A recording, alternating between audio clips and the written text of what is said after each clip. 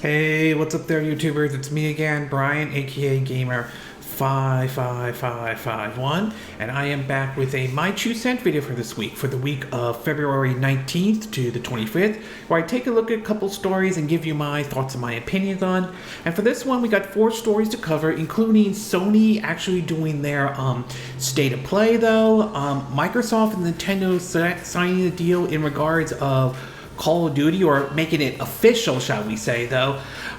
Basically, some information coming out in regards of RedFall regarding the physical version, which had a little bit of a debacle this week, though, to some information in regarding the multiplayer side of RedFall, though, and comments made by the developers in regarding DLCs for Hogwart Legacy, though. And if you're interested in where I got the source of information, though, links will be in the description of this video, assuming you're watching this on YouTube.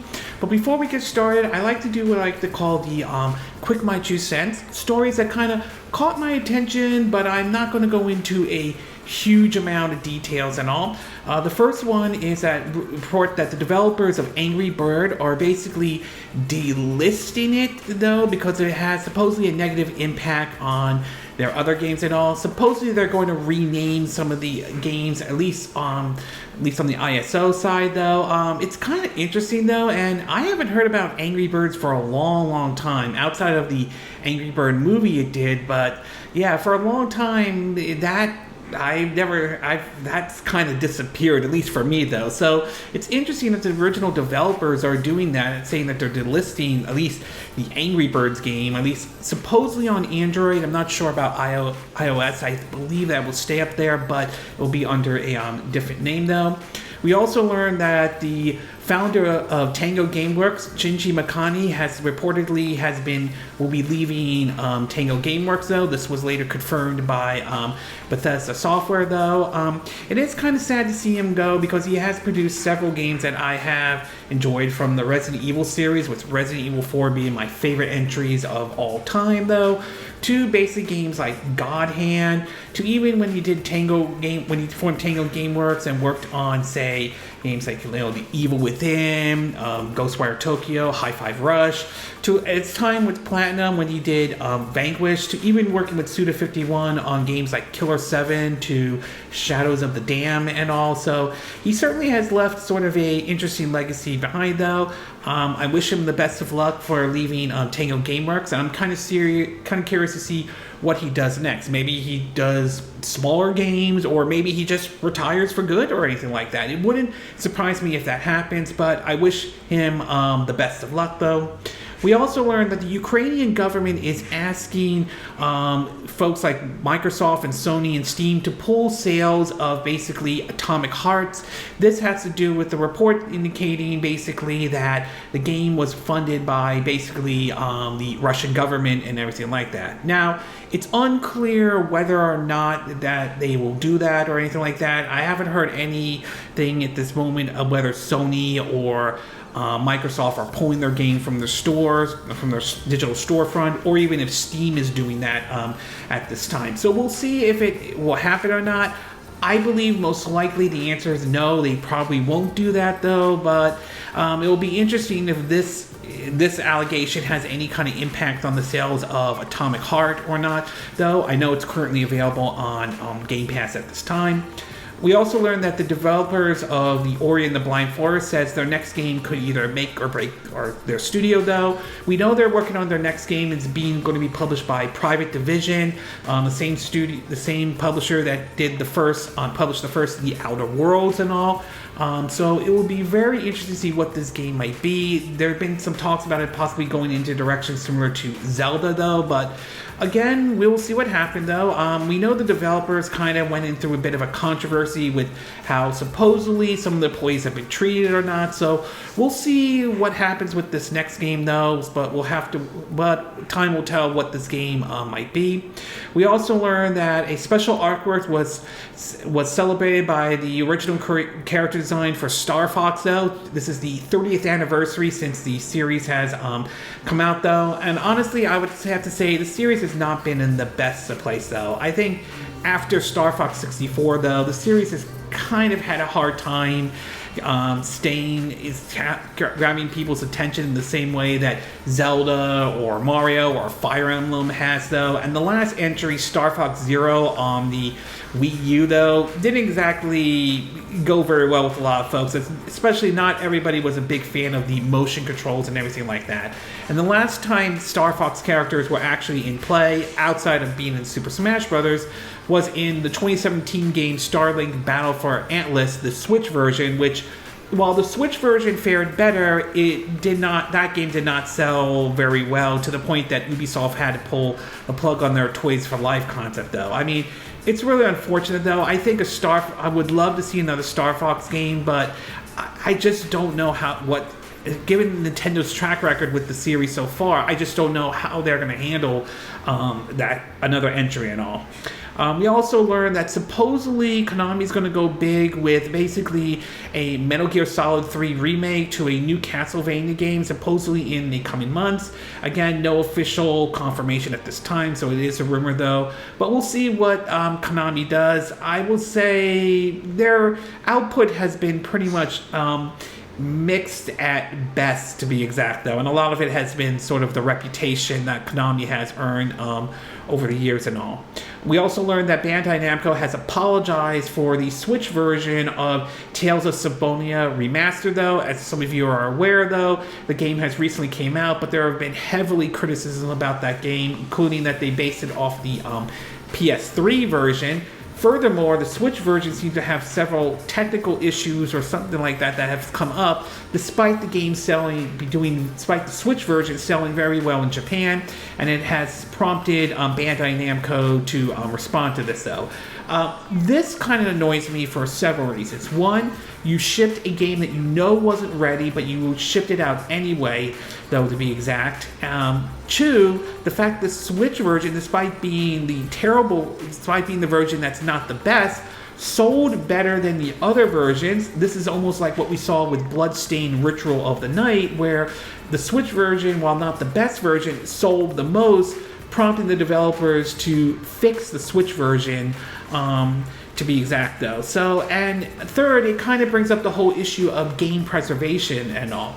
I mean, you would think for a game that originally released on the GameCube and the original PS2, they would find a way to improve upon it, though. But the fact that they didn't, it just feels like a whole Grand Theft Auto Trilogy Definitive Edition type of a situation going on, though. Hopefully it will get fixed, though, but this should never have happened to a classic like this, though.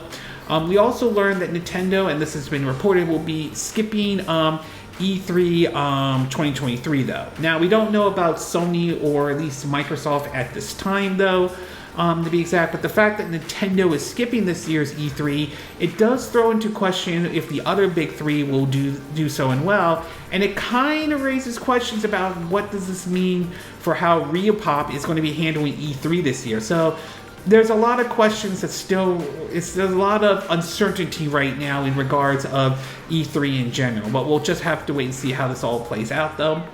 And last but not least, in our movie and TV part of our My 2 Cent video, we learned that basically March 9th we'll have a Nintendo Direct that will be focused on the Super Mario Brothers movie, though. They've mentioned that there will be no game announcement or anything like that. And they will debut basically the final trailer for it, though. I am definitely looking forward to seeing this movie when it comes out in April, though. But I will admit, though, that to some extent, I understand this Direct will be focused on the Mario movie, but I do feel it's kind of a missed opportunity for Nintendo, because this would be a great time to announce a brand new Mario game and all for this, though. So I just feel it's sort of a missed opportunity there to a certain extent. And continuing on with the Mario movie, it looks like it will not be debuting in March in Europe as originally has planned, though, as it now seems that the movie will now be supposedly debuting, I believe, in April and all. So a little bit disappointing for those who live in Europe, though, but I mean, it's going to be debuting in the US here in April, so I don't think it's a huge deal. Some might disagree with that. And last but not least, it's been reported that HBO Max is in development of the Hogwart Legacy, based off the recent release Hogwart Legacy video game, though. Honestly, assuming this is true, I'm not really surprised by this in any way, though. Given so far the response to Hogwart Legacy, putting the controversy aside for just a second, though, I would say this doesn't really surprise me or anything like that. Whether it becomes a hit or not on HBO Max, that will remain to be seen. I mean, it might be a success like what we're seeing with The Last of Us, or it may not be a success at all. So time will ultimately tell how Hogwarts Legacy would be on HBO Max, assuming that HBO Max is developing it, though. Okay, with the quick My 2 cent part now done, we'll get started with our first story, and this one has to do with an interesting comment the developers of Aulx Studio has made in regards of Hogwarts Legacy. Now, as some of you are familiar, Hogwarts Legacy has recently came out, though, and the game has certainly done very well for WB Games and Avalanche, despite the whole J.K. Rowling controversy, though. If for some reason you're curious about my views on that controversy and where I stand in regards of Hogwarts Legacy, though, links will be in the description of this video if for some reason you want to check that out. But anyway, moving on to be exact, though, with the game doing very well, though, some are wondering if there are going to be any DLCs or anything like that coming to Hogwarts Legacy. Well, in an interview from IGN, though, it seems to indicate that might not be the plan, at least for now, to be exact, though. According to the article, it reads that, quote, Hogwarts Legacy developer Aulx Studios has revealed to IGN that the studio has no current plans to release additional content for their Wizarding World RPG. Speaking during IGN FanFest, Hogwarts Legacy game director Alan Tu explained that the team was so busy preparing the game for its launch last week that it hasn't yet planned on releasing any expansion. According to the developers, we've been working really heads down on bringing Hogwarts Legacy to life, said Tu. If I'm saying the name correctly, apologize if I'm not. So at the moment, there are no current plans for DLC. That's not to say Avalanche Software won't be supporting the game post-launch, of course, as it has already released a patch for the game that includes several performance improvements and other updates. Hogwarts Legacy has also received somewhat of an additional mission thanks to the PlayStation exclusive quest that takes place in Hogsmeade. Fans will just have to wait and see if Avalanche Software announce any proper extras, but given Tu's comment, it doesn't look likely. That being said, Hogwarts Legacy did get off to an excellent start, netting nearly 500,000 players on Steam even before its originally launched, so the success might motivate the developers to publish to expand on the Wizarding World, though. Now, does the game need DLC or anything like that, though? I would say it doesn't necessarily need DLC, though. That's not to say I'm opposed to DLC coming to it. It's just, is it necessary, though? And we've seen games that have done very well even without DLCs. Games like the God of War to Octopath Traveler, though, have done very well on their own without any DLCs whatsoever. And we have also seen developers kind of go a bit overboard with DLC, ranging from announcing DLCs before even the game has came out, to even situations like we saw with Turtle Rock's Evolve back during the 360 and PS3 era, where they were bragging about turning their game into a glorified DLC shop, and that certainly rubbed people the wrong way. On the other hand, however, it is also true that when done correctly, DLCs can be a very good thing. Games like Hyrule Warriors to Witcher 3 Wild Hunt shows that how DLCs can be done if they are done correctly, to be exact. So to me, DLCs are kind of a double-edged sword. There are times when developers misuse it, and there are times when developers get it right, though. Now, could the developers rethink their strategy and maybe actually put DLC for Hogwarts Legacy? You know, given what we're hearing so far about the game in terms of how well it's doing, it wouldn't surprise me if we hear some sort of announcement along the way that, yes, they're planning to bring DLCs and all that stuff. Don't get me wrong, I think that they should focus on making sure the game functions and works properly first before even talking about DLCs or anything like that. But if the game does very well, and we'll be very interested to see what the NPD charts show, though, I wouldn't be shocked, basically, if we hear that they are planning to bring DLC to Hogwart Legacy. So, overall, I would say a game doesn't need DLC to succeed and all that stuff, but when done correctly, DLCs can be a good thing, though. And while the developers are saying no DLC at this time, I wouldn't rule out the possibility that they could at some point announce DLC down the road, given supposedly putting the controversies of J.K. Rowling aside, some of the positive response that Hogwarts Legacy has so far received, though. Okay, we're going to take a quick break, and when we get back, we'll get to part 2, and this one has to do with some interesting situations surrounding RedFall, including the physical version to basically supposedly a setting for those who are thinking of taking the co-op approach with RedFall. So we'll take a quick break, and we will be right back.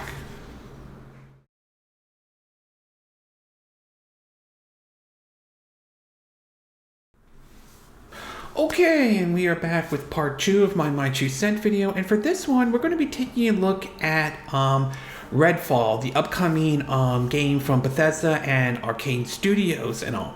Now, as some of you are aware, though, we now know about RedFall basically coming out on May 2nd and all that stuff. The game supposedly will be supporting both multiplayer and, of course, even a single-player experience. And it is a title that I am kind of curious of trying out, though, especially since we know it will be coming day 1 on Game Pass, though.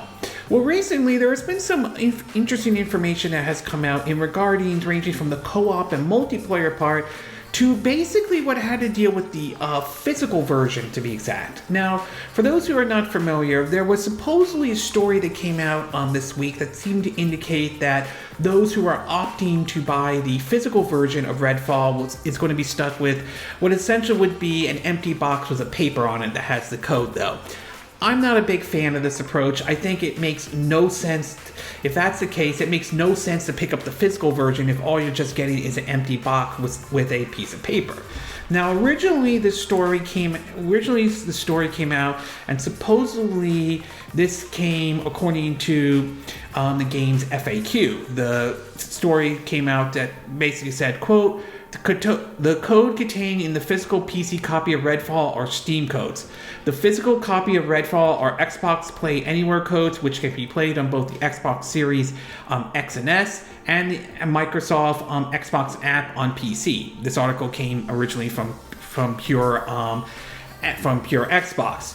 Well, eventually that story was kind of cleared up a little bit as there was an update to it, though, and as apparently Bethesda made an update to their RedFall FAQ page to sort of clarify the situation and all. According to the updated article, it reads that, quote, "The physical retail version of RedFall Xbox Standard Edition does come with the Blu-ray disc. The Byte Back upgrade can be purchased separately.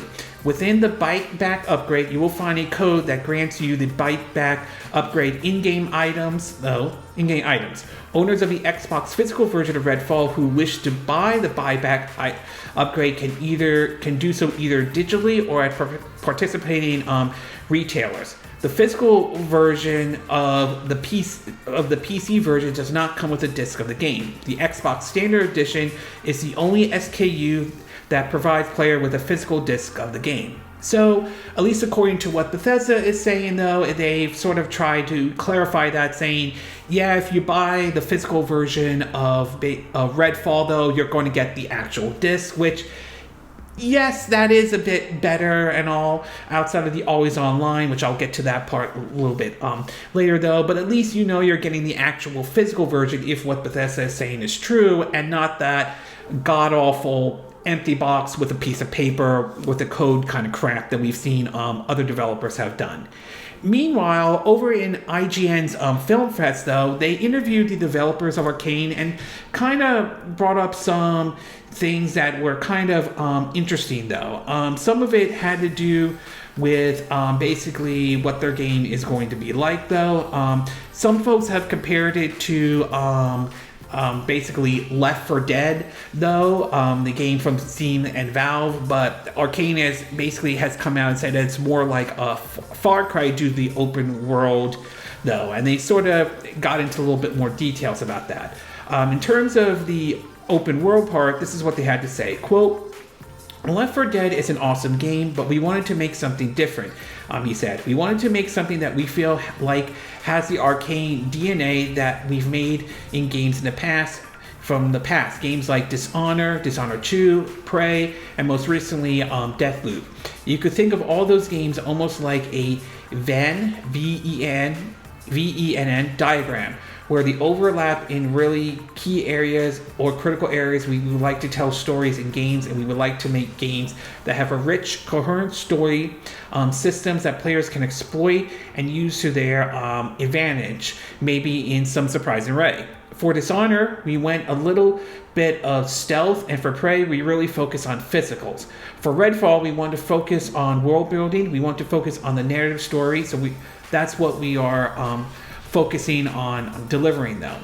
In terms of the gameplay, though, there's sort of an interesting part that they mention about both the single player and even the multiplayer in terms of those who are doing the co-op part, so to be exact.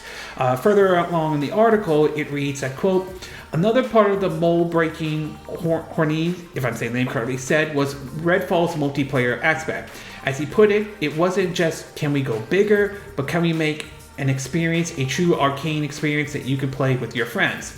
So the focus has been on supporting all those play styles, he went on. When you play single player in RedFall, you are playing by yourself. There is no AI squad mates, though, complete opposite to Suicide Squad, Kill the Justice League. I'll get to that one a little bit later, though.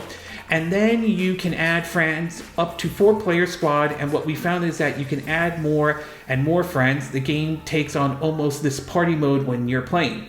There's a lot of fun, a lot of actions, and a lot of ways that your skills and abilities can be played with your squad mates.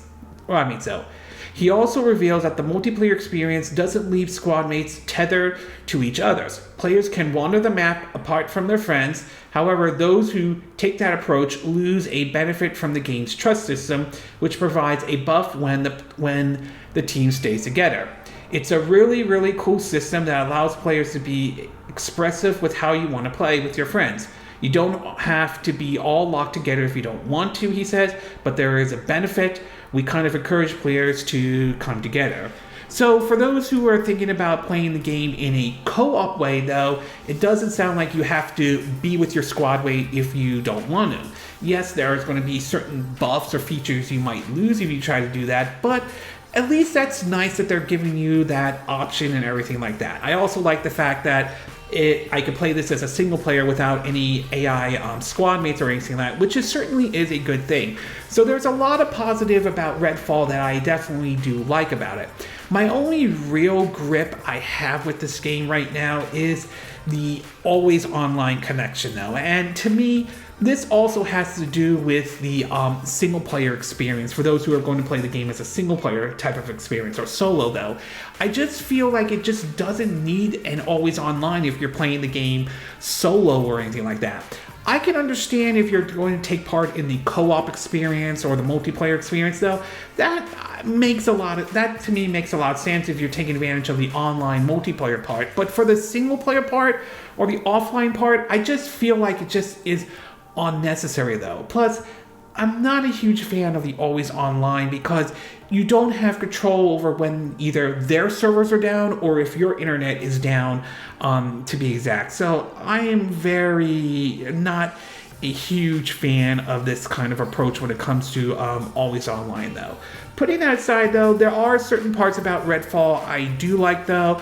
I am curious to see how this game will play, especially if they're leaning more towards a Far Cry approach rather than a Left 4 Dead approach. And I'm very curious how this game would be played in terms of the solo or someone who enjoys single player games, though, the single player experience, though. So overall, though, obviously there's a bit of a clear up in terms of the physical version of RedFall, though, and I do like the fact that you don't have to necessarily if you're doing multiplayer, you don't have to necessarily be with your squad mates the entire time. That certainly is not necessarily a bad thing or everything like that. I applaud what Arcane is trying to do, but like I said, I'm not a big fan of this always online approach, even for games that have a single player experience though.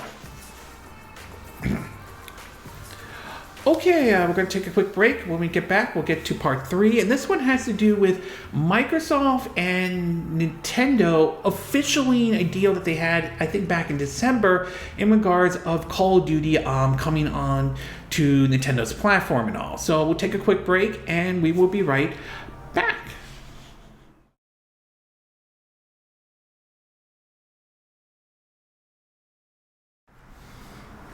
Okay, and we are back with part 3 of my 2 cent video for this week. And for this one, we're going to be talking about Microsoft and Nintendo and supposedly the now legally binding in terms of deal that Microsoft signed with Nintendo. Now, I'm sure most of you have been aware of that Microsoft is trying to wrap up or trying to conclude its purchase of Activision Blizzard for around $68 billion.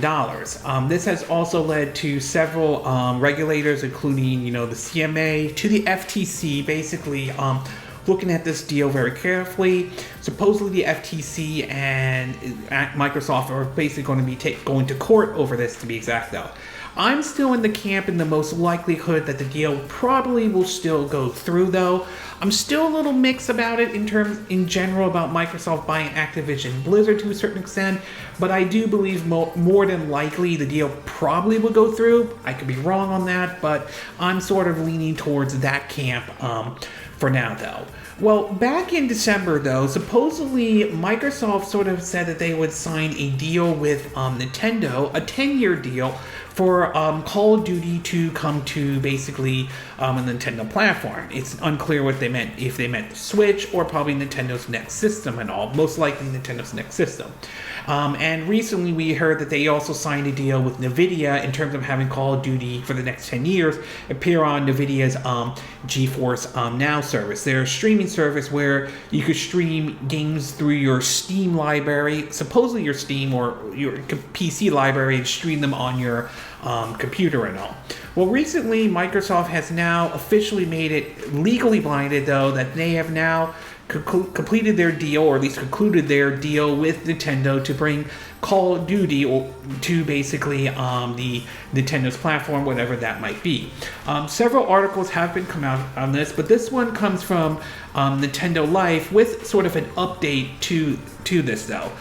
For those who are not familiar, the original tweet basically came from Brad Smith, and this is what he had to say, quote, "At the time, we've now signed a binding 10-year contract to bring Xbox games to Nintendo gamers. This is just part of our commitment to bring Xbox games and Activision titles like Call of Duty to more players on more platforms."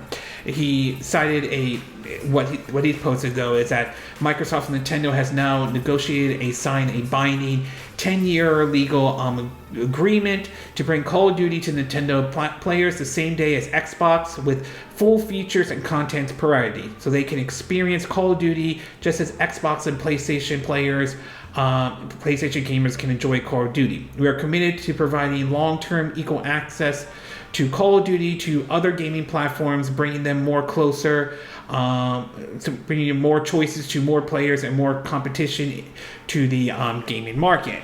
Now, after that story came out, though, there was an update to it on Wednesday, February 22nd, which concluded that they meant basically, they didn't suddenly mean Xbox games are going to appear on the Nintendo Switch.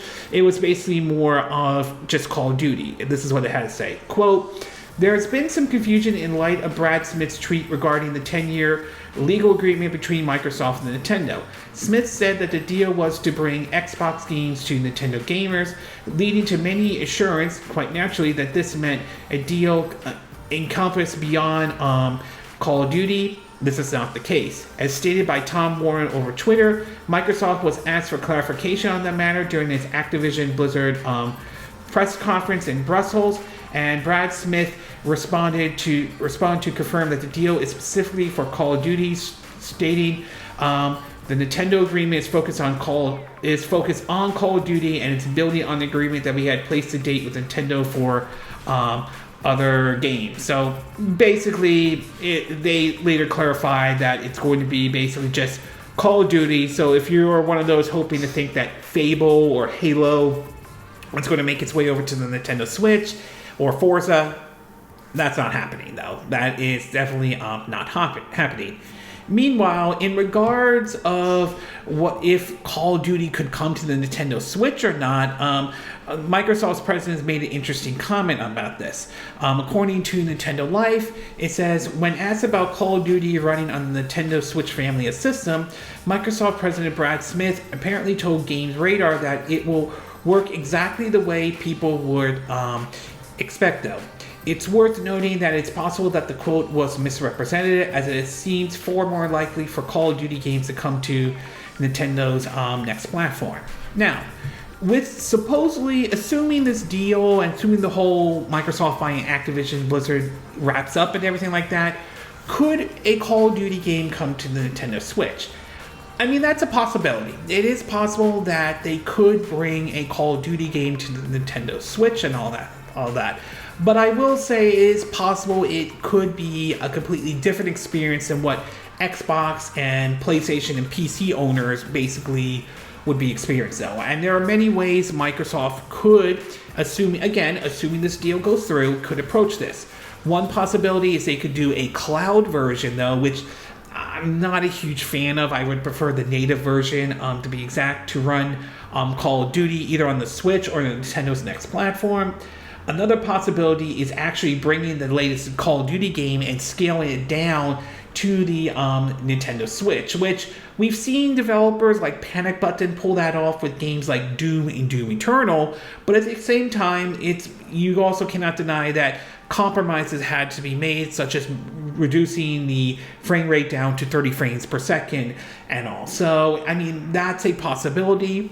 The other possibility that they could do is design a Call of Duty game specifically for, the Nintendo Switch or Nintendo's next system. This is kind of similar to the approach we saw Capcom pull with basically Monster Hunter Rise at the time before that went over to the PlayStation and Xbox and PC, though. At the time, though, this was basically this Monster Hunter game designed specifically for the Nintendo Switch, where the others got Monster Hunter World and all. So there is a possibility Microsoft and Activision Blizzard could take that approach in a way, and I think that would probably be, in my opinion, though, the better approach if they truly want to bring Call of Duty to the Nintendo Switch or Nintendo's next system, whatever that might be. I'm leaning towards more of it being a hybrid Switch 2, but I could be wrong on that. But either way, all this will depend on exactly if this deal will go through. Like I said, I'm still in the camp believing most likely it will go through, though. I could be wrong, but we will have to wait and see. So overall, though, very interesting, though they had to clarify that Microsoft has now made it clear that they plan to bring Call of Duty to Nintendo's platform for the next 10 years. Whether it means we'll see it on the Switch or whether or not we'll see it on Nintendo's next platform, that remains to be seen. Again, a lot of that depends on if this deal goes through or not, though. And it's possible this could put pressure on Sony to maybe accept a better deal in terms of all this. So that is a possibility. Right now, Sony is holding out on it, though, but it'll be very interesting to see how long they can hold out on this and all. Okay, we're going to take a quick break, and when we get back, we'll get to our fourth and final part, and this one has to do with my thoughts on Sony's state of play that they just recently had. So we'll take a quick break, and we will be right back.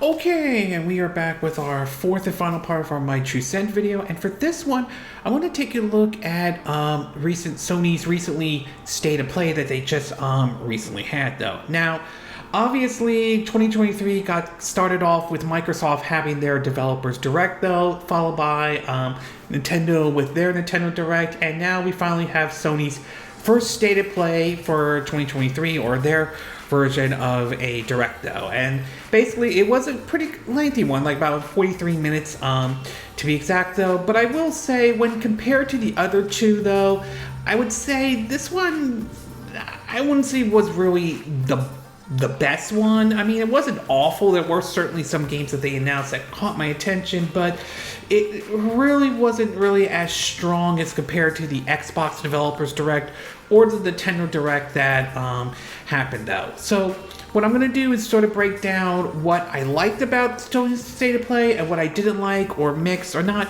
really 100% sure about. In terms of what I did like about it though, I will say the Resident Evil 4 remake is looking very good and all. Don't get me wrong, I love the original Resident Evil 4. Resident Evil 4 remains one of my favorite entries in the Resident Evil series though, but judging from what we have seen so far with Resident Evil 4 remake though, I'm definitely liking what I'm seeing though. I am very curious to see what changes they made in this remake from what was originally when the original Resident Evil 4 came out for the Nintendo GameCube back in 2005 though. So that's definitely one of the games I'll be looking forward to. Though it's being shown during the State of Play, it's coming to the Xbox systems as well. The next one they showed off is basically Baldur's Gate 3 though. This one's kind of interesting because I remember this one originally went to basically, I think, Google Stadia, but this was before Stadia shut down. I think it was sort of like an early access game or something like that. But to see this one finally seeing the light of day is definitely interesting to be exact though, and it's one that I'm definitely going to be keeping an eye out. Keeping an eye out though. We know that although it is coming out in August for the PS5 and PC though, no Xbox version at this time, but it seems as though this game isn't basically an exclusive on the level of, say, what, the Final Fantasy VII Remake is though. So I do wonder if this is a timed exclusive, and if it is, how long would Xbox owners have to wait to play Baldur Gates 3? So sort of interesting in terms of exclusivity on this one though, mixed on how some of this exclusivity is though. But I will say it is one I'll definitely be keeping an eye out for. The other one is Goodbye Volcano High though. This one is again mostly an indie title to be exact. It feels more like a point and click type of game and all, and I will say it looks very interesting. It is one I will definitely keep an eye out and try out myself though. Next one is called Tchia, Tchia though. This one looks really neat with the art style and terms of traveling across like the land and everything like that. It's one I'll definitely keep an eye out. And the last one I have to say is Humanity though. This one looks like a very interesting puzzle type of a game, to be exact though. I know there's supposedly a demo out right now, a time demo, and it looks like this one can be played with or without the PlayStation VR, which certainly is good. So that certainly is a nice thing, and it's one I definitely will be keeping an eye out on though. As far as what I didn't like or mixed or not sure about, there's only really three things I could think of in terms of with this Sony State of Play. The first one is, and again, this comes down to your preference and taste, is mostly the VR stuff though, to be exact.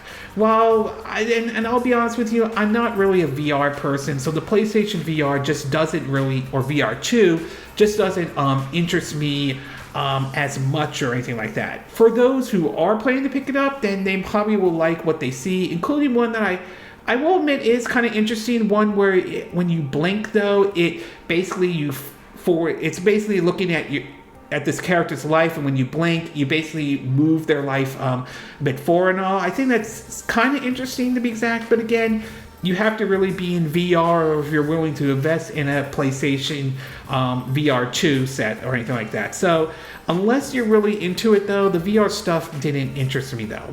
The next thing that I'm not really sure about is Suicide Squad Killed the Justice League, and a lot of the focus that we've seen with a lot of the State of Play was some of it was focused on like a lot of live service games like Destiny 2 and other games to be exact though. So I'm very mixed on live services type of games, but Suicide Squad Killed the Justice League, that one I'm very conflicted on. I mean, on one hand, it takes place in the Arkham universe, and the fact that we'll hear the late Kevin Conroy voice Batman one more time should have been a type of game that could have interested me and all. But on the other hand, I am very worried about Suicide Squad Killed the Justice League turning into what we saw with the Avengers, and the fact that they want this as a live service. And yes, they're mentioning that the battle passes will be cosmetic, but I'm not 100%. I'm just very worried about Suicide Squad Kill the Justice League. It's a game that should be excited for, but knowing the fact that it's going to be a live service type of a game, that worries me a little bit though. And it worries me because we've seen a lot of live services earlier this year have shut down. The Avengers, Crossfire X though, Knockout City. We also have seen, last year Babylon Falls to be exact. So I'm very worried about Suicide Squad Kill the Justice League, and I have a feeling that though this game could suffer the same fate as what we saw with Avengers. Time will ultimately tell whether that truly does happen, but I am a little worried about Suicide Squad Kill the Justice League, though, and the other live services as well.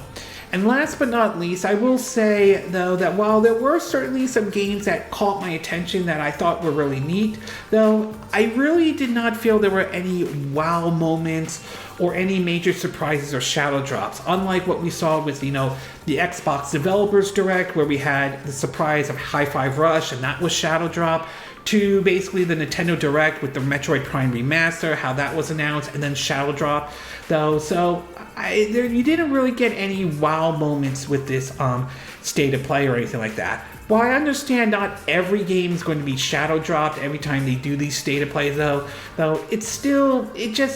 I just did not come away as nearly as impressed as compared to, say, the Xbox Developers Direct or the Nintendo Direct, to be exact, though. So I would say overall, this was an okay state of play, to be exact, though. It wasn't terrible, but it didn't really have that, like I mentioned, that wow moment that basically the other two, the Xbox and Nintendo one, did, though. While there were certainly some games I did like the Resident Evil 4 remake and all, there were certain stuff like the VR stuff didn't really click for me, as I said, unless you're into it, though. And I am very, very worried about Suicide Squad Kill the Justice League, though. I want to be proven wrong and say that this game is going to be good and all, but given the direction Rocksteady and WB Games are going with this, though, I have my concerns about Suicide Squad Kill the Justice League. So I would say, as far as the state of plays goes, it's not the worst, though, but it's not neither the best one that Sony has done, though. Okay, this concludes this My 2 Cent video for this week. And again, these are my opinion. What are yours? What are your thoughts about no plans for any DLC at this time for Hogwart Legacy, though? Are you disappointed by this, or you don't think it's a big deal? Do you think that they're not going to do DLCs at all for Hogwart Legacy? Or do you think that WB and Avalanche Software will reverse course and actually bring DLC to Hogwart Legacy? What are your thoughts about knowing about the physical version about RedFall, though? Are you pleased to now know, excuse me, that you'll actually get the physical version, to be exact, though? And what about this whole you not being tethered when doing the co-op with RedFall, though? Do you think that's a good thing? Do you think that's a bad thing? What are your thoughts about Microsoft now officially legally signing this deal with Nintendo for 10 years of Call of Duty, though? Do you think this is a good thing, though? Do you think this is a signal that Call of Duty will come to the Nintendo Switch? Do you think it will come to Nintendo's platform? And do you think this will put pressure on Sony to basically accept a 10-year deal with Call of Duty for their system? And what are your thoughts about Sony's state of play? Did you like it, though? Did you hate it, though? Were there things, were you happy to see things like Baldur 3 or the Resident Evil 4 remake, though? Were you okay with what they showed with Suicide Squad Kill the Justice League, or are there concerns you have about that game though? Do you agree with what I said in this video? Do you disagree? Do you have a difference of opinion? As always, sound off on the comment section below. Let me know what you think. And if you do like this video, I hope you hit the like button. I would appreciate it. And I hope you do subscribe to my YouTube channel. If you do, make sure you hit the bell icon for notifications of any new videos I put up. Also, feel free to share this video if you want to, and feel free to donate to my channel if you like. You can do it through PayPal me, Patreon, or even Steam Labs though. Links will be in the description of this video, assuming you're watching this on YouTube. And I will see you again next time when I do another video. Hopefully that'll be soon. Until then, from Southern California, I wish you all a good day then. Bye!